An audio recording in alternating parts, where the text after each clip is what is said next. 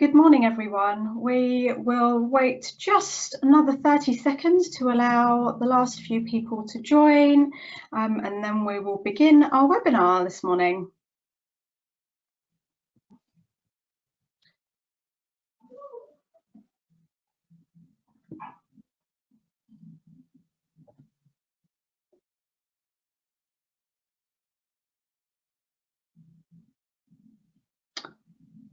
Okay, so let's begin. Thank you. Good morning, everyone, on this lovely Monday morning. Welcome to our second Workplace Fertility Community webinar.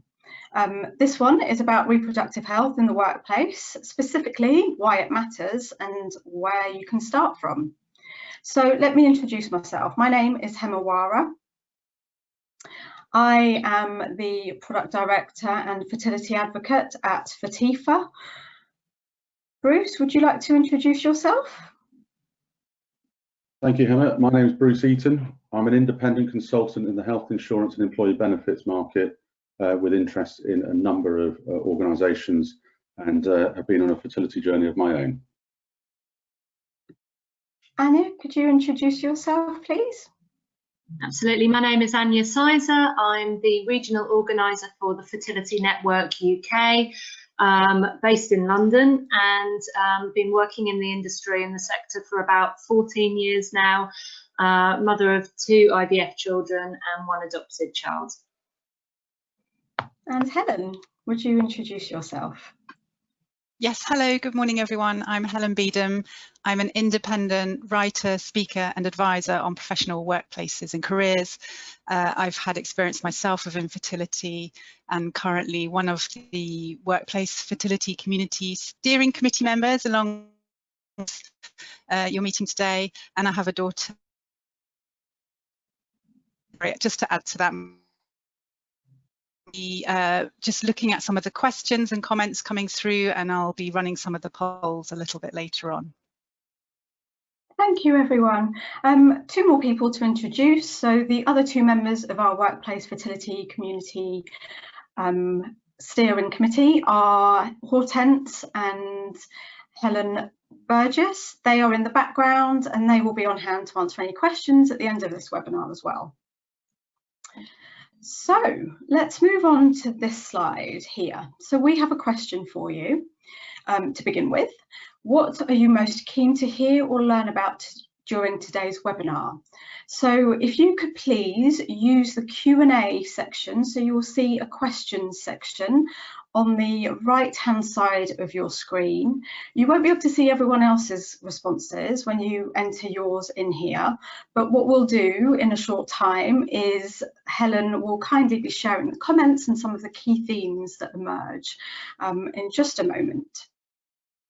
So before we actually start the main webinar, did you know that today is actually very appropriate for us to be holding this webinar?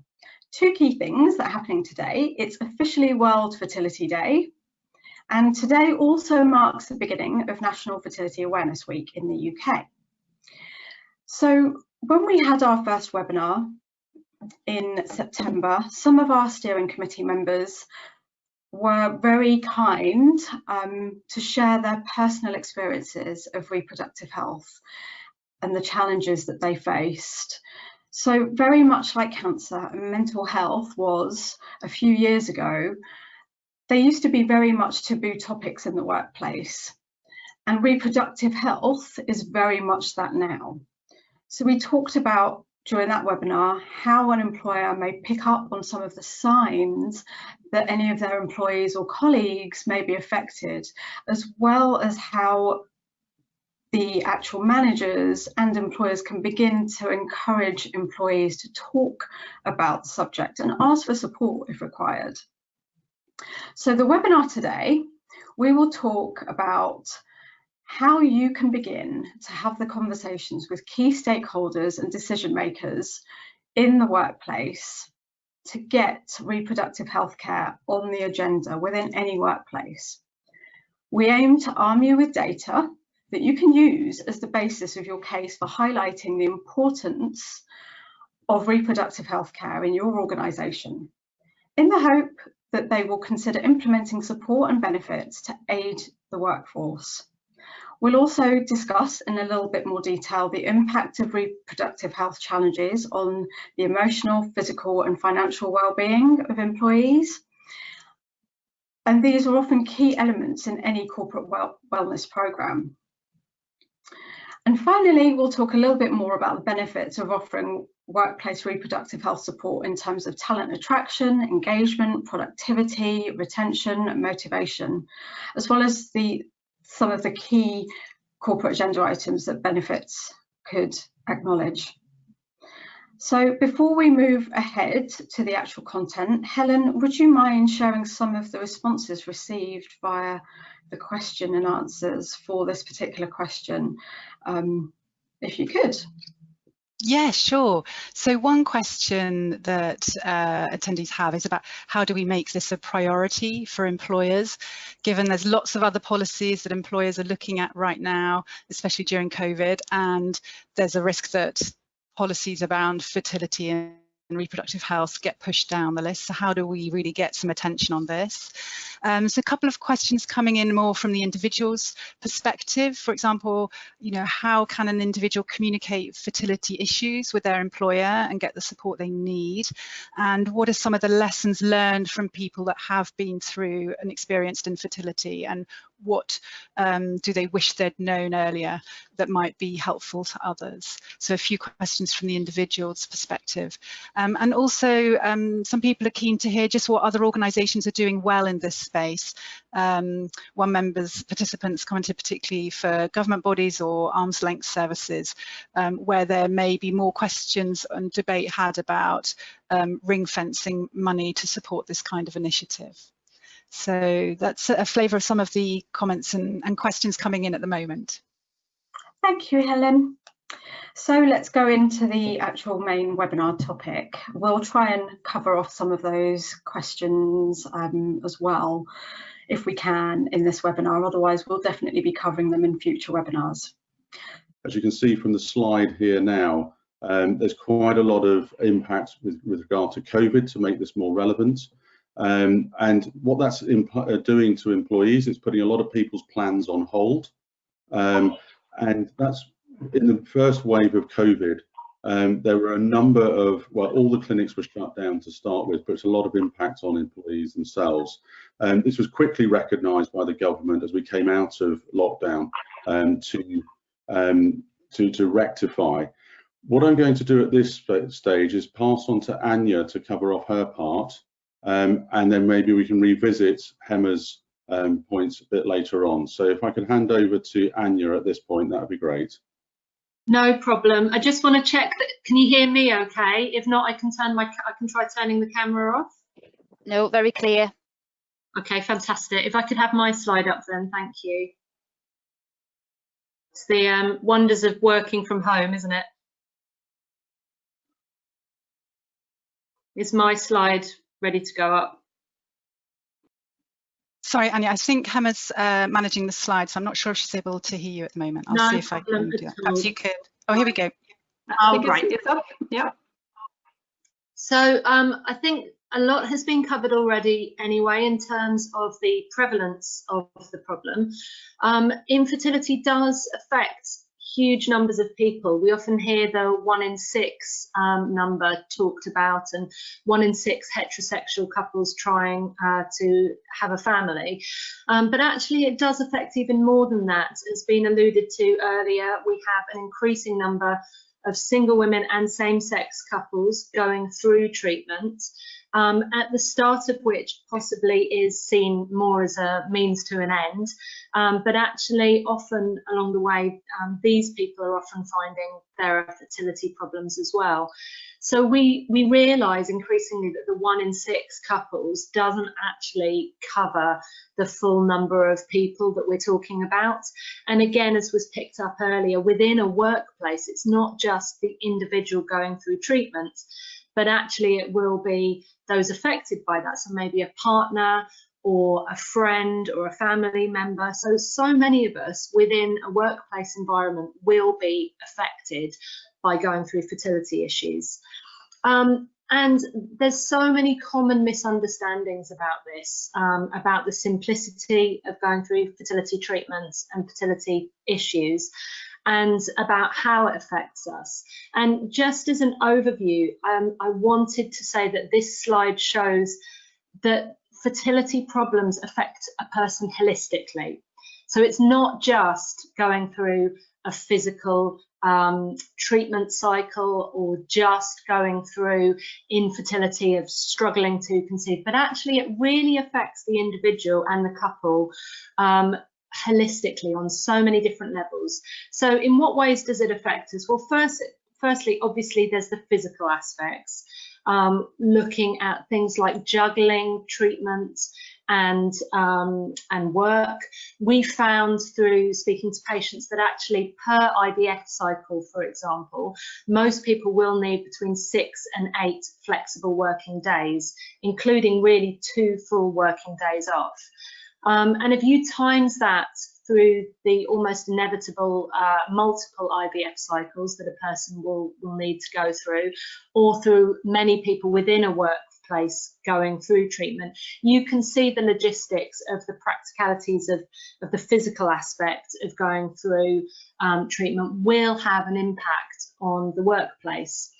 And again, often fertility treatment's talked about very simplistically and almost seen as a one-stop shop. You go, you do IVF, you come out again. But actually, even one IVF cycle can stretch between 3 to 8 weeks per cycle. It can involve numerous different stages, from hormone injections to egg collection to embryo transfer. There's many different physical stages that a person will have to go through. And often there are the physical aspects of how the drugs affect a person. So drugs affect people in various different ways, but anything from mood swings, severe headaches, hot flashes, irritability, feelings of PMS or early menopause can be experienced within a really short period of time and actually can be very debilitating for an individual. So you've got managing all of those aspects, the time off, the need for scans, the injections, and then the results of treatments, the impact of the actual medication itself. And you've got already, you can see the physical toll within an individual and a couple.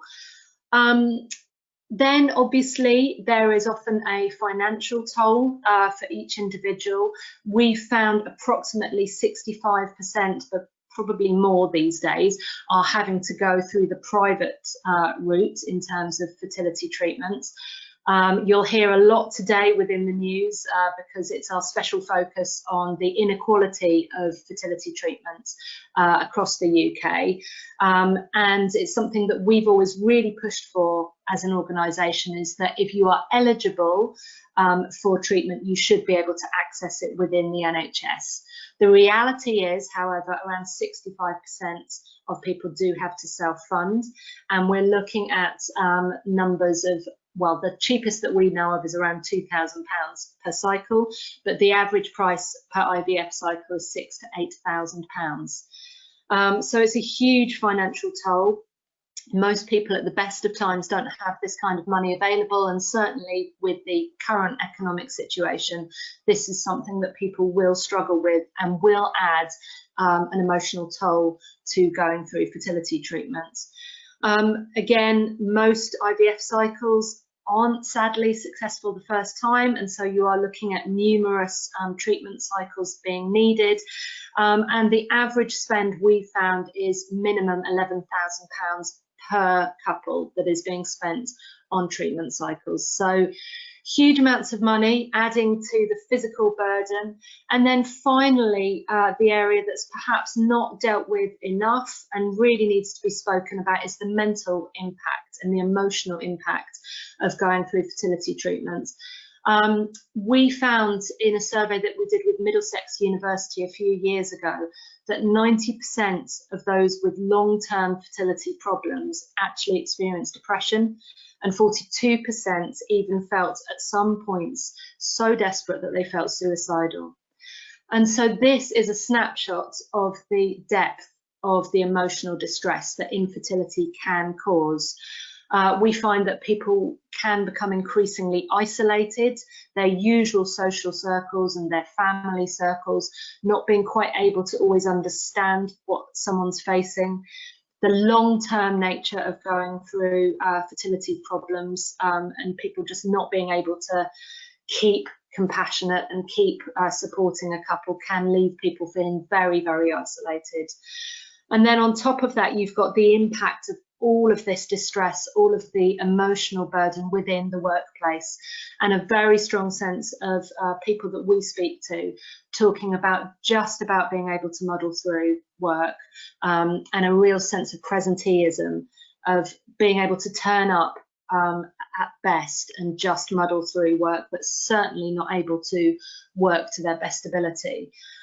We did, however, find that there were quite a few people that found that work was negatively impacting on treatments, and actually many people sadly having to take long-term time off work because of the emotional and the physical and financial burden of going through infertility. And because of all of these things, because of the burden in many ways that people are facing as individuals and as a couple, it's really, really important that workplaces look at best practice, what that looks like, how to retain and support staff, and what can be doing. So we really welcome initiatives like today. We hope it's the start of ongoing discussion with yourself as to how we can best support you. But really, just to summarise, that this is a life event that affects people on such a huge level and in a multifaceted way. We often refer to it as a grieving process. And I think actually that's quite a helpful framework for people's experience of infertility. We are here with support and help, and we would encourage all workplaces to look at how best to support going forward. But thank you for having me today. Thank you, Anya. That's really, really good. We're just approaching the halfway point. Apologies for the technical issues earlier on. So there's a slight change to the scheduled programme, as they say. I'm going to ask Helen to run a quick poll. Part of today is to keep this as interactive as possible. Before we go on to the next part of the webinar, I'm going to ask Helen to put the poll in and then cover that off as it comes in from everyone. Thank you. Okay. Great, thanks, Bruce. So I'm just going to launch the poll now. We've talked a little bit about some of the common misconceptions around fertility in the workplace, and Anya's been talking through the impact on individuals. We just want to pause and learn from you really about how this topic is talked about in your organisation. So the poll I'm launching now, hopefully you can see that in your screen. The question is, what is reproductive health referred to as in your organisation? And if you could select one of the following response options: it's not referred to or talked about at all, it's really only referred to as an IVF benefit or support, which is really just one specific aspect of reproductive health. It's referred to more broadly as reproductive health or fertility, or it's referred to in some other way. So if you can just click on the option that feels most appropriate for your organisation, we'll just give that a few minutes for everyone to respond. Thank you. I can see lots of responses coming in. I think about half the participants have voted and the numbers continuing to go up. So I'll just give you another 5 seconds or so to vote, and then I'll share some of the responses back. We'll have a look at that picture. Okay, so just to close the poll now, if you haven't voted, I'm just closing that. And let's share the results back. And you can see that, interestingly, for 3/4 of participants today, it's simply not really referred to or talked about at all. That's a really high proportion, but probably not one that's going to surprise a lot of us. Good to see that where it is talked about, more participants saying it's talked in the more broader sense of and concept of reproductive health rather than very narrowly as IVF. So that's really encouraging. And for anyone that clicked other, be lovely if you wanted to add a comment using the question function to let us know if there's anything particular there that you would add that might be useful for others to hear. Okay, so thank you very much for participating in that. We'll have another poll a little bit later on. Over to you, Bruce. Thank you, Helen. Thanks for that. And welcome back, Hema. I hope technology is on your side at last. Okay, so moving on. So we've heard a lot about the positioning of the issues that affect employees in the workplace. So the next logical question is, what are the benefits to employers in offering reproductive health care benefits or support? Now, I think from what we've heard so far today, a lot of that is quite obvious, that there is a lot more that is unheard of within the workplace and the employees that are suffering from both sides, both male and female employees.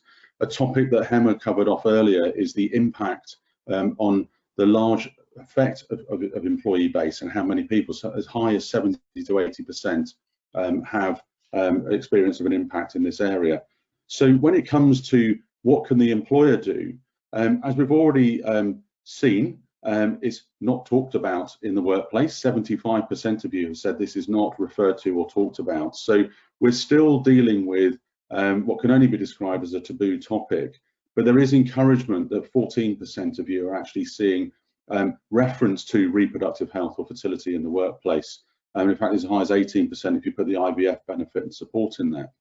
So when it comes to employee benefits, where to start? A question that someone asked earlier is, in this climate of COVID and stress on budgets, how do you actually start this process and start moving forward?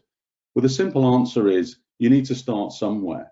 The impact and the alarm of this, when you take into account the cost of replacing employees, recent surveys and opinion polls have said that that's up to £30,000 to replace an employee.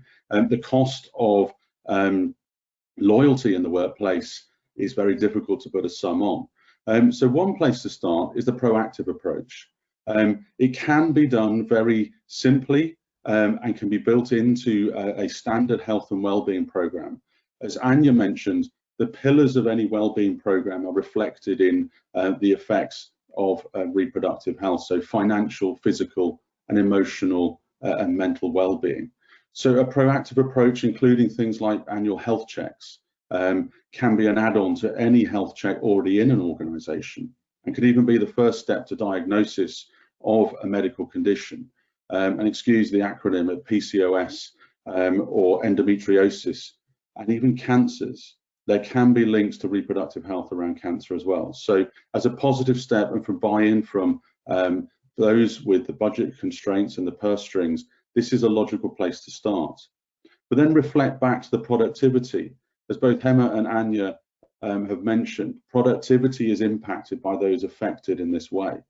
And people spend so much time today on Dr. Google and researching online. So a constructed benefit around reproductive health and fertility can assist employees with going to best in class and best knowledge areas before they start spending time trying to look up searches in an area they feel completely lost and stranded in. We've mentioned the cost of absenteeism, and as Anya mentioned as well, thinking about the flexible time and actual time out of work around a reproductive treatment cycle can go into tens of days over time. And that's something that you can quite easily include into benefits to help support. There are providers in the market that can actually reduce that time by working remotely, etc. We just want to pause for a moment and look at talent attraction and retention. What is obvious from what we've seen so far is that individuals feel stranded in this time. And when you look at productivity, retention, recruitment, and look at some of the statistics that are out there, up to 90% of employees who face fertility challenges will change jobs for a company that have fertility benefits. 53% of employees who feel will stay longer if they have cover from their employer. And 88% of employees who feel supported during IVF treatment, who don't feel supported, will leave or quit We've heard that from Anya's point about people leaving due to stress and just wanting to get out of the rat race, as it were. And more importantly, the future of organisations. 33% of young workers say employers should offer some kind of fertility or reproductive health benefit. So with this evidence that's placed before you, there is a logic to investigating employee benefits around fertility and reproductive health. We mentioned earlier briefly around COVID. Now, COVID has hit the headlines in relation to reproductive health quite a lot recently. There was an article only just about 2 weeks ago where some individuals are now being forced to seek private treatment due to NHS delays. And as Anya mentioned earlier on today, we're talking about equality of access to reproductive health. There's also headlines as well today around, in the last few weeks, around some individuals finding that COVID has destroyed their dating potential. So they're now looking at freezing eggs for the future. That's something a year ago we wouldn't even be thinking about or talking about, but the impact of social impact of COVID is having a real impact on individuals, and those individuals are employed. So when you start thinking about why should benefits play a part in this, the important thing is looking at it from the context of the future and the retention of employees within an organisation, as well as the overall well-being and health management that organisations already support, and looking at how this contributes to that. As I said, Anya's her Venn diagram earlier around emotional, physical, mental and financial support are very important elements that we apply to all other benefits in an organisation and how they fit. So whilst this may be new, this is an area that's increasing in focus in organisations, and people should start looking at this. So without further ado, I'm going to pause for another poll question and ask Helen to step in and pose that question for us. Okay, thank you, Bruce. So our next poll, which I'm launching now, is to find out from you where your company's at in introducing reproductive health into the workplace. So I've just launched that now. And again, as before, if you could choose one of the response options.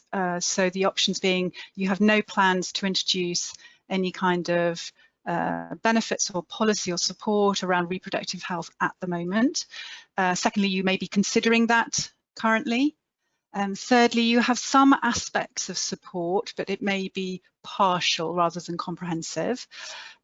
Or fourthly, you have a fairly comprehensive reproductive health benefit provision in place.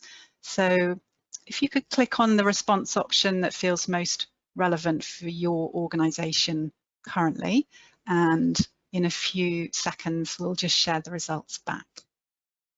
I can see lots of votes coming in, thank you.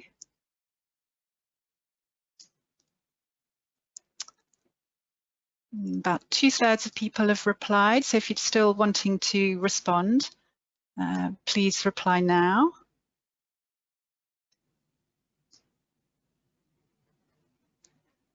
That's great. So just for the last 5 seconds or so, and then I'll close the poll. Okay, that's great. I'm going to close the poll now and share the results back. So interesting to see just under half of participants are saying they don't have plans in their organisation currently to introduce any kind of reproductive health support or policy, but just under a quarter are considering this at the moment, which is encouraging, and another quarter saying there is some partial support in place. Be great to hear from you what that support looks like, if you're happy to share that in using the question function. Is it an extra day of leave or paid or unpaid time off? Is it a fertility policy? Have you put in place a network internally? Be great to hear that. But very few saying there's a comprehensive provision in place already in their organisation. Thank you very much, everyone, for participating. Thanks, thank you for participating in that. So moving on, the next logical question is, for those of you where there are no plans, maybe today has given insight into why those plans should start. But those that are considering options, which is almost a quarter of you, and others, is what do you do with all this information that we've shared today? And what are the next steps?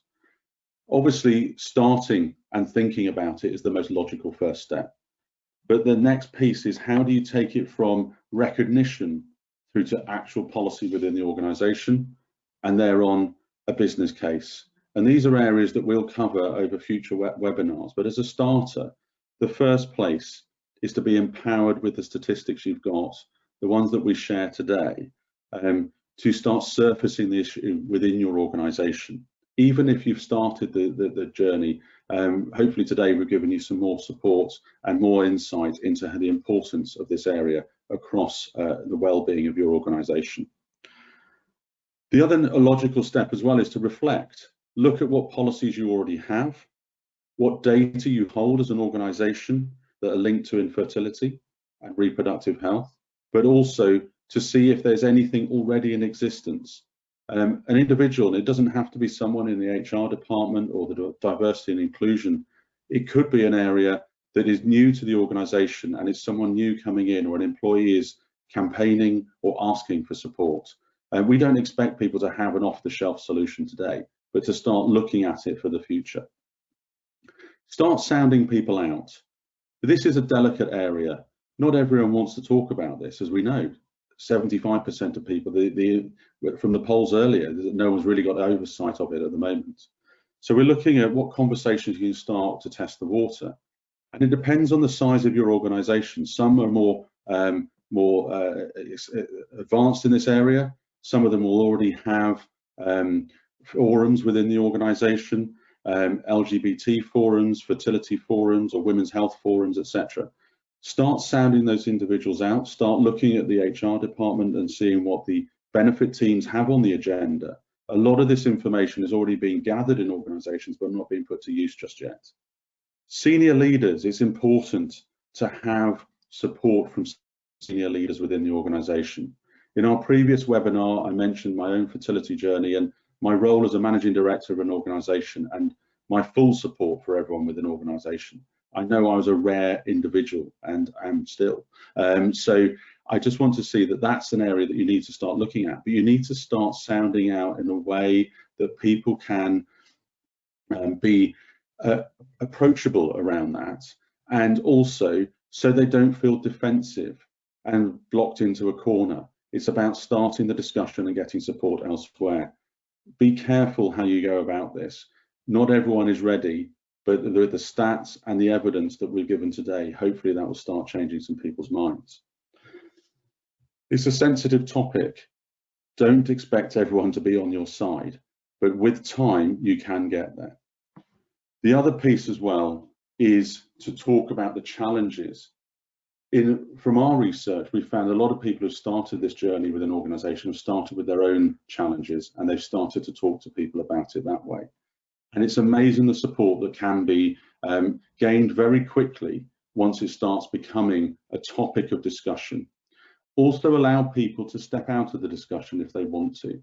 As I said, this is a sensitive topic, but it's making sure that the expectation of meetings are set and the agenda is clear, so anyone who's uncomfortable can leave the meeting. Also, it's very easy to generalize around this topic, and it is, as we said at the beginning, a previously taboo subject, but we're beginning to see early signs that this isn't a taboo subject as it was before. But starting points is where you need to be. So without further ado, I'm going to hand back to Helen to start the Q&A session. Thank you for attending today. Thanks very much, Bruce. So we've had a few comments come in, which has been great to hear from people. I'll share those in a second, and also a few questions. If you have got a question that is on your mind and you haven't yet popped it in the question box, please do that now, and we'll see if we can cover as many as possible before the session ends. So a couple of comments first on some of the things that have been shared already during the webinar. One person's commented that in their organisation they do currently offer 3 days of paid fertility leave but it's only eligible to be taken by the female employee. So that's an interesting example. Thank you for sharing that. And if others offer some kind of leave or similar benefit, equally, we'd love to hear that, and we'll share that if we can. We know those kind of examples are really useful to others wanting to know what organisations are doing. And another comment through from the slide we were talking about earlier, when Anya, you were talking about the financial, physical and social and the emotional impact. One participant commented that actually they also make the link clear to social well-being, because as you're experiencing infertility, it can feel very isolating, can really affect the conversations you're having or not having with people, even people close to you. And so in their organisation, they have a fourth pillar around social well-being, and they bring kind of fertility and reproductive health into that as well. So a few comments shared from people there. In terms of questions, we've got one really good question, really thoughtful question about how do we help people feel less awkward about raising the fact they may be experiencing infertility or fertility challenges in the workplace, because it's obviously very personal. It may feel very private to someone, may not feel an easy conversation to broach with your line manager. Anya, I wondered if you might be able to respond to that. Yeah, that's where it's really, really important to do groundwork like today, because as we've mentioned many times, you know, this is an issue that will affect many, many people within a workforce. So if we can see it as a very common issue, but if we can equally see it as one that will have huge potential impact on a member of staff, I think that lays the groundwork for seeing that there is a need for really robust support and care. And once you've got that foundation, once you've got that realization, for example, as the World Health Organization describes it, that infertility is a disease of the reproductive system, rather than infertility as a lifestyle choice that some people are choosing to go through. Those kind of foundational shifts in our thinking and our acknowledgement that this is a really important issue to take care of during a workforce. I think once you've got that right, then you can look at, okay, what does that look like in practice? And what it does is it means that for the individual coming forward and trying to navigate how you take time off for treatment, how you deal with times of maybe depression or time off with sickness, all of these kind of things. For that individual, there's already that cultural shift that's giving it the acknowledgement that it needs. And once you've got that, then you can look at the logistics and you can look at the reality of it. I think for an individual, often there's a need to probably, if possible, tell at least one person. And again, that isn't easy, but if the foundational work has been done previously, it makes it easier. But telling one person and getting the flexibility that you will need going forward, I think will make it easier for the individual. But it really does start with that cultural shift within a workplace. Yeah, thank you, Anya, for responding to that so helpfully. We've had another question which goes back to the slide, the final slide we just shared, where we mentioned that 53% of people will stay longer with their employer if they're 100% covered for fertility treatment. And there was just a question for clarification around that. When we talk about 100% covered, what are we really talking about there? Are we talking about time off, or are we talking about funding of treatment, or are we talking about both? Bruce, I'm not sure if that's one you're in a position to answer, or whether Hema would. Yeah, I'm happy to take that, and it comes down to individual interpretation on that. As you know, with any survey that's out there, it's how the person reading the question interprets it. And I think, Helen, you covered the question is 100% covered. Obviously, I think aspirationally people would like that on a financial basis, but that's not always realistic. 100% covered can also mean, as you imply, that someone who feels supported feels covered. It's better than no cover or support at all.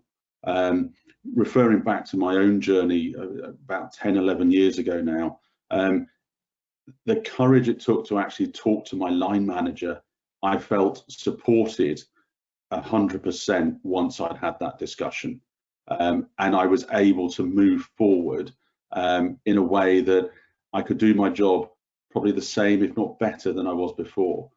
So it comes down to individual interpretation.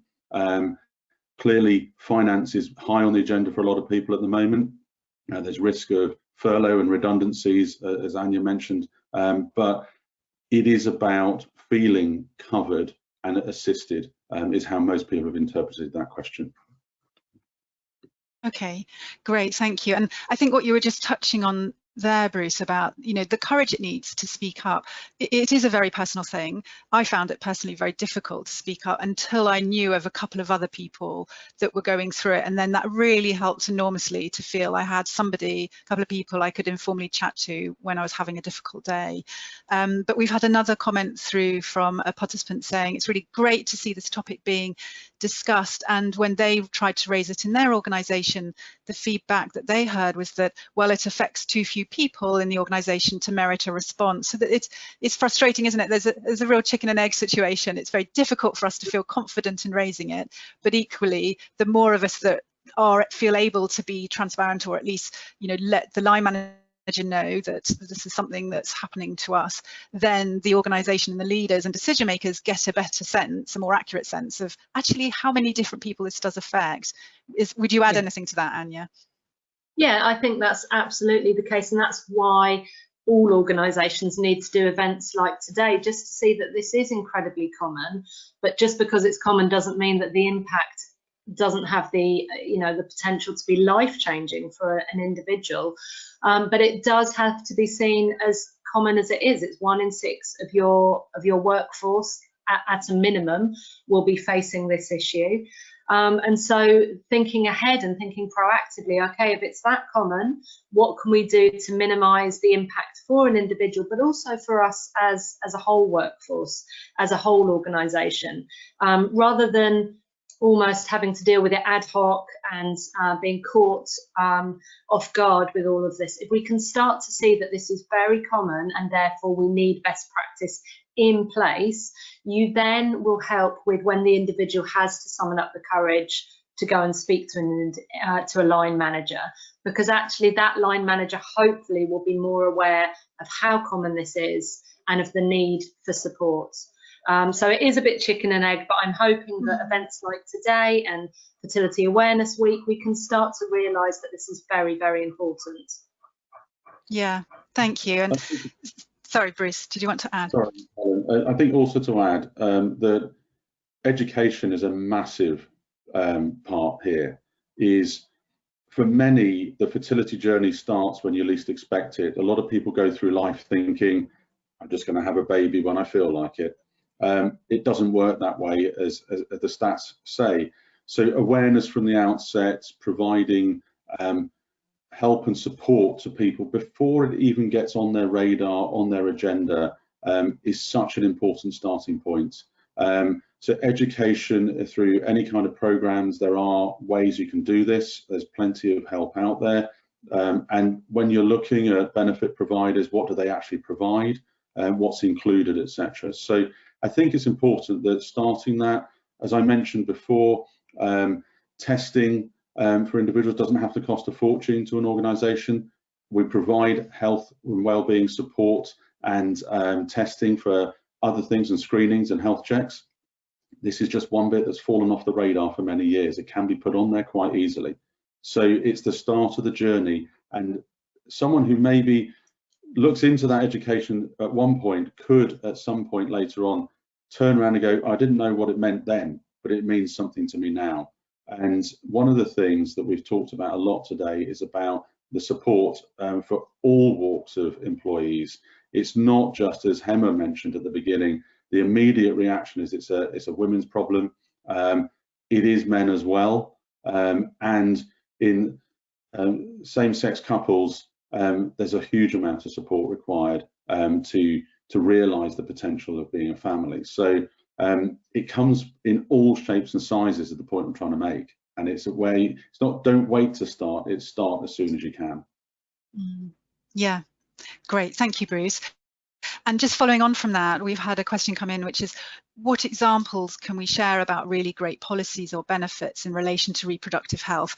And this is a topic we're going to cover very specifically on a webinar coming up earlier in the new year. So we're going to do a deeper dive specifically on what a great fertility policy looks like. But just to give some perhaps quick thoughts and comments back from us as speakers on that, I mean, to start off in terms of a response, I would say obviously funding as much practical support and as much of the procedures as you can, offering ideally paid leave, not just for the individual but for their other half as well, going through that if that's relevant, finding different ways to have open conversations, sharing personal stories through storytelling, as you were just saying, Bruce, and thinking about setting up both buddying systems and network, perhaps a fertility network where people know that who else in the organisation might be going through something similar that they can talk to.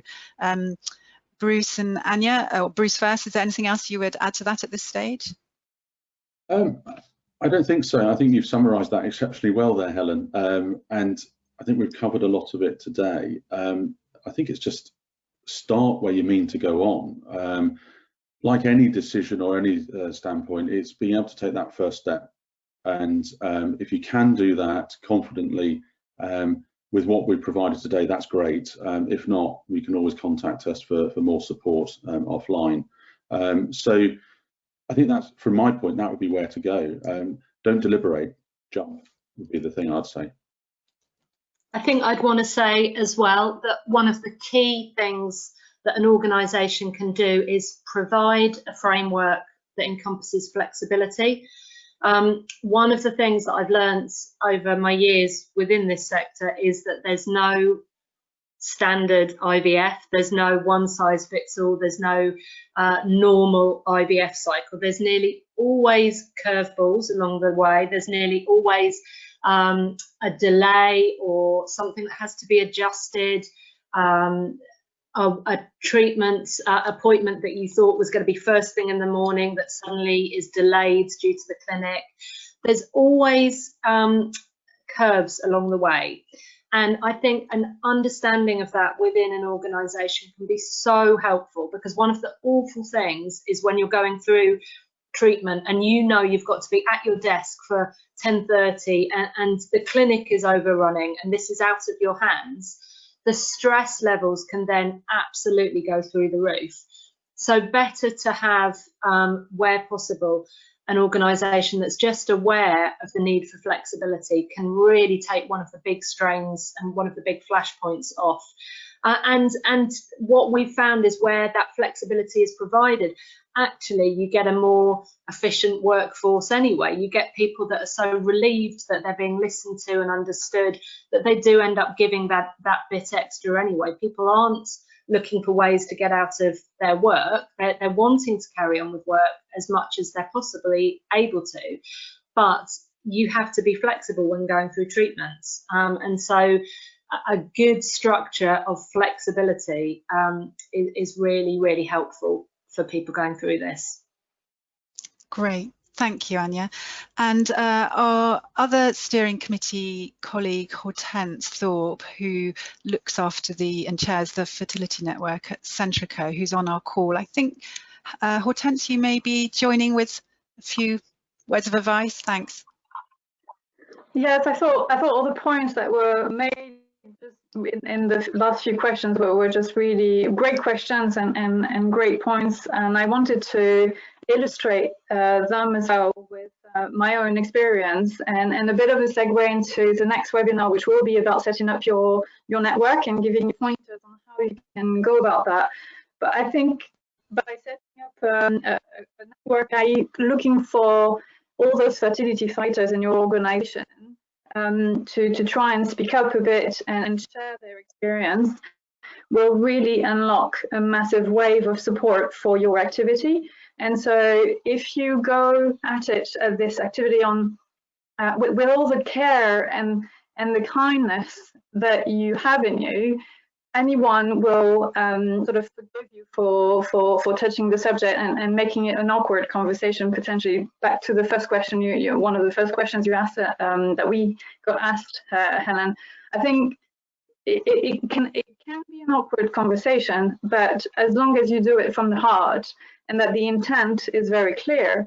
And just like me, when I started my network, it was purely from the basis of, I know there are lots of colleagues that are out there wanting to help, but I never knew that I was not alone. So I just wanted to really tap into that. And so I used technology to help me set up this network really easily. So we used a tool with Microsoft that enabled me to quickly create a sort of social group. And then it was online. And so very quickly, I had hundreds of people join my network all of a sudden. I just wrote an article about my story. And all of a sudden, colleagues who had never spoken up about their own experience emailed me with their story. And it was overwhelming, but it shows the power of just sharing your own or a colleague's experience who's happy to talk about theirs. And then it will sort of almost naturally and organically grow. And if you use that extra oomph, convince your organization that it's not a small topic. It does really touch so many people, and not just the fertility themselves, but colleagues, their friends, their families, and the managers. And back to Bruce's point, to around the what we mean by cover and 100% covered, what that can be. I totally agree with him. It doesn't have to be absolutely financial. It's always a benefit, and it will always be massively recognized as a loyalty booster from the employee if they do have it covered. And I'm sure that more and more people now will look for companies that do offer financial support for it. But as soon as the manager respects the person's situation and helps in making their life a bit easier and less stressful by offering flexibility, then that will make a really massive help, and it will totally remove the stress that is linked to the work and can help the person focus on their own personal situation. And as we know, stress is one of the key sort of source of infertility and cause for problems that people face sometimes. And so we want to remove that stress that's caused by the company and just really help the employee. So that's my advice. Try to create a small network, and it will naturally grow, and people will really speak up and want to help and support you in your actions.